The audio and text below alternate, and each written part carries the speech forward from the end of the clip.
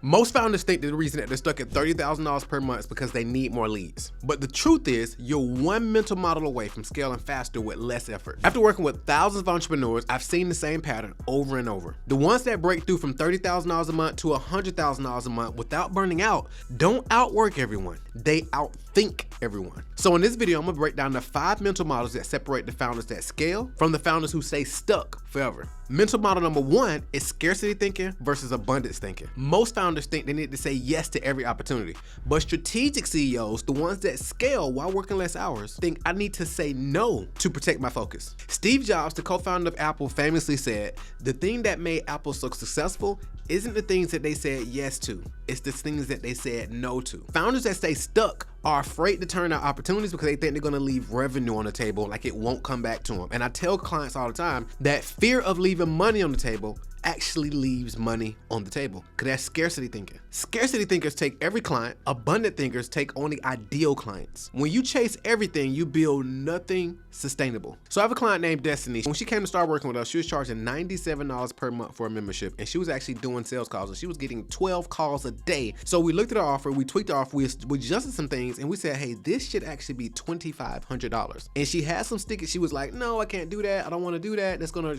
scare some people off.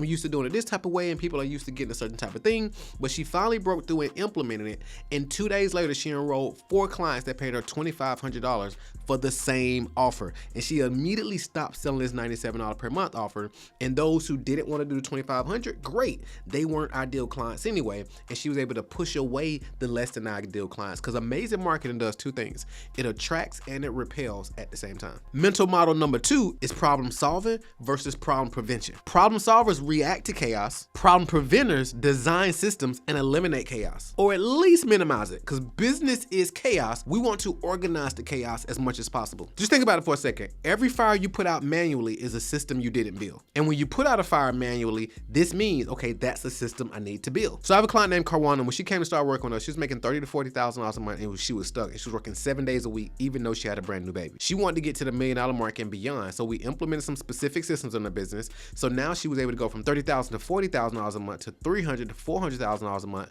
while only working 3 days a week. And the beautiful thing is, while she was doing this and while she was more present with her husband or with kids or even traveling the world, her business continued to run like a machine. And she actually hit the Inc. 5000 list for being one of the fastest growing companies in America. Mental model 3 is perfection thinking versus progress thinking. Perfection thinkers wait till everything is perfect before they systemize and delegate. No one can do it as good as I can. It's the most expensive belief in business. Progress thinkers know that 80% done by somebody else beats 100% done by you. The bottom line is, you're not building a business if everything has to be done perfectly and by you. I'll give you an example of a client of mine named Wes. So Wes actually came to work with us, and we helped him go from 0 to $3 million over 2 years. And he's somebody who's just done what's next. He gets the strategy, we give him the insight, and he goes and does it. And by him doing this, he was able to grow his coaching company to doing $3 million a year, and he was only coaching 1 day a week. We introduced him to a concept called free days, because one of the things we do with our clients is we track how many days off, because we believe time in office is a vanity metric. We want to track time out of office.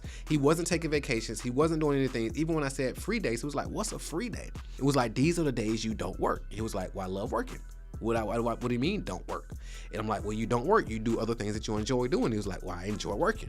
I was like, what are some other things you enjoy doing? And little did we know, he actually began to love traveling all over the world. And I think at the time of me doing this video, he just got back from Bali with his wife. And guess what? All while his business continued to run without him. Mental model number 4 is expertise hoarding versus expertise multiplying. Most experts think their value comes from being the only one that knows how to do something. Expertise hoarders keep everything in their head. Expertise multipliers, they decentralize their expertise. They document it, systemize it, and they teach others. You want to take your expertise and turn it into assets, intellectual property, so that other people can access it, learn it, and implement it. And they can build on it and make it even better so it continues to work without you. The goal isn't to be irreplaceable. It's to make your expertise replaceable so you can focus on strategy. Scale is about multiplication and duplication, not doing more. So one of our clients, Christy Weatherford, when she was working with us, she was doing 6 figures a year before she came on board, and she went to multiple 6-figure months. And she was able to duplicate her expertise. She was brilliant at what she does, helping women excel in leadership, speaking at events, coaching clients, helping them get amazing results. And then she began to build a coaching staff around her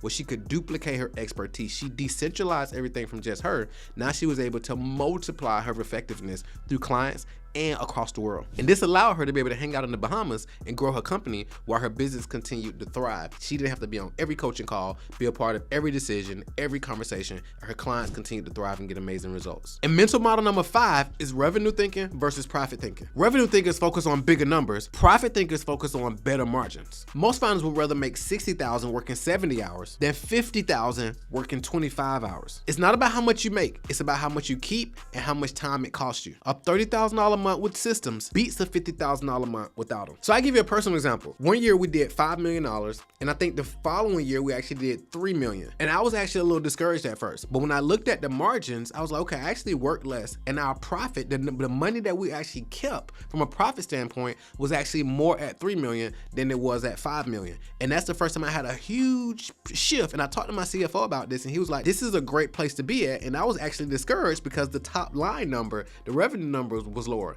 And he was like, no, don't let that throw you off, because the real number is that bottom line profit number anyway. And the way I looked at business and growing it changed ever since. And I began to install this same level of thinking with our CEOs that we work with as well. If you're seeing yourself in these patterns, that's not a coincidence. That's a warning sign. Founders don't stay stuck because they're not smart. They stay stuck because they think the same way while expecting the business to scale. And this is what we fix. We show you exactly where your thinking is holding you back and install the systems that remove you as the bottleneck so the business can run and grow without you. If you're ready to break that pattern, hit the link below and schedule a free strategic scale session. Now you know the 5 mental models that separate the founders that scale from the ones that stay stuck. But here's the truth. Most entrepreneurs never implement these shifts. Not because they don't understand them, but because they're buried in the day-to-day operations. They're so focused working in the business, they don't get any time to work on the business. And that's where we come in. We help you apply these mental models and install the systems that finally let you think and operate like a strategic CEO. If you're ready to get out of the hustle and operator trap for good, hit the link below and book a free strategic scale session. And if you want to go deeper on the mindset that makes all this work, watch this next video. The secret of success is letting go of control.